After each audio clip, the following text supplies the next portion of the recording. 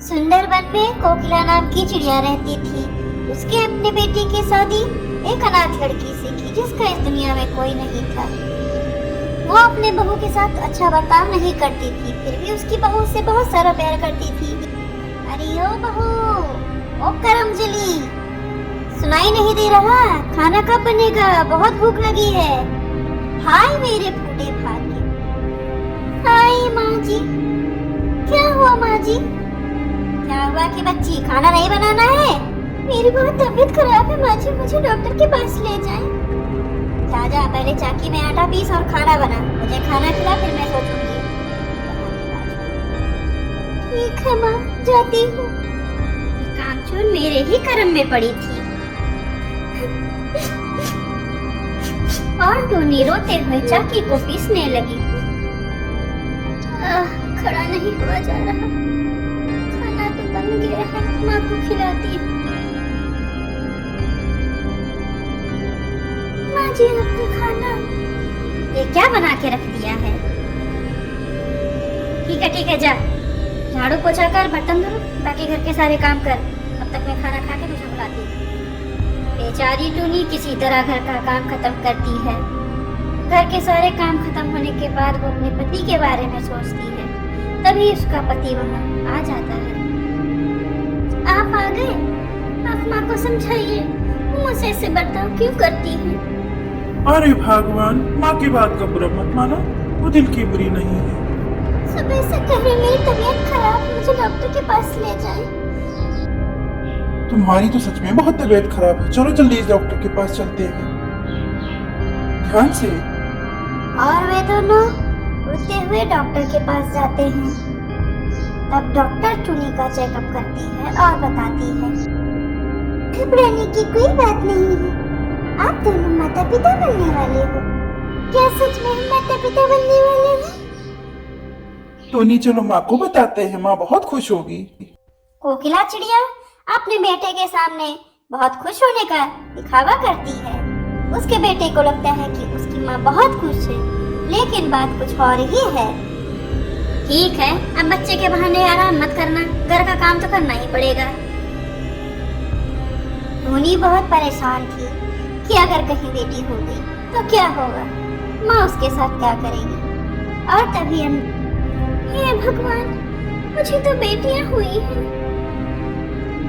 तुम बहुत सुंदर हो मेरे बच्चों।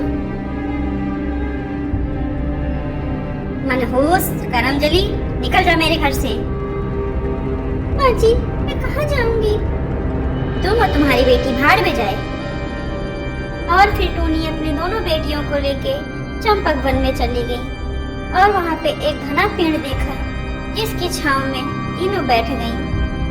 मेरे प्यारे बच्चों, हमारे पास कोई घर नहीं है, मैं जल्दी ही एक घर की व्यवस्था करूंगी और खाने के लिए कुछ फल भी लेके आ रही हूँ।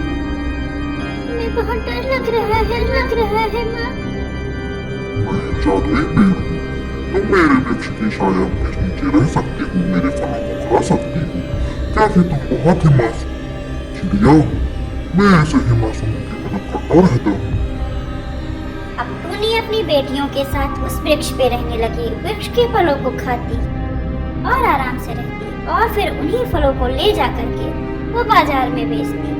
फल ले लो फल, फल ले लो फल। टूनी के व्यवहार के कारण जंगल के सभी पशु पक्षी टूनी से ही फल खरीदते थे और अब टूनी अपने बच्चों की अच्छे से परवरिश कर रही थी। किंतु कोकिला चिड़िया को अब उसकी गलती का एहसास हो रहा था और वह अपने बेटे को सारी सच्चाई बता दी। हरिया। हाँ माँ, आया। आप आराम करें, आपकी तबीयत नहीं ठीक है। हरिया मेरे बेटे, मुझे माफ कर दो, मैंने तुमसे एक बात छिपाई है। टूनी अपने आप घर छोड़ के नहीं गई थी, मैंने उसे घर से निकाल दिया है क्योंकि उसने 2 बेटियों को जन्म दिया था। मुझसे बहुत बड़ी गलती हो गई, मुझे माफ कर दो बेटे। ये आपने क्या किया माँ? मेरे बच्चों और मेरी बीवी को मुझसे दूर कर दिया और मैंने आप पर विश्वास किया, मुझसे बहुत बड़ी गलती हो गई। मैं जा रहा हूँ अपने बच्चों और अपनी पत्नी को ढूंढने।